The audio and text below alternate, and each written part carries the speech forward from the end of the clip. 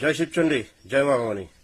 গোত্র, যে গোত্র গোত্র কথাটা শুনেন, কিন্তু এটা মনে রাখেন, ক্ষত্রিয় রাজবংশী জনজাতির কোনো গোত্র নাই। গোত্র হলো ব্রাহ্মণ শূদ্র জনজাতির।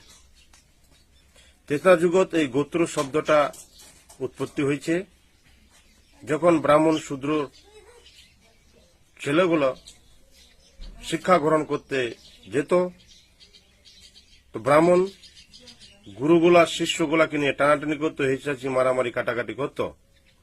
তো সেই জন্য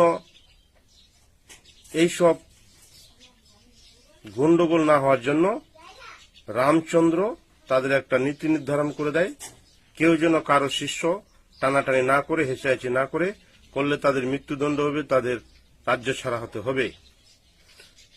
তো তখন যে যে মুনিগুলো ছিল, সেই মুনিগুলোর আশ্রমের নাম অনুসারে সেই গোত্র শব্দটা উৎপত্তি হয়েছে। যেমন কশ্যপ গোত্র, আরো বিভিন্ন মুনির নামে বিভিন্ন গোত্র। কিন্তু এটা হলো ব্রাহ্মণ শূদ্র জনজাতির, ক্ষত্রিয়ের কোনো গোত্র নাই। জয় শিবচন্ডী, জয় মা ভবানী।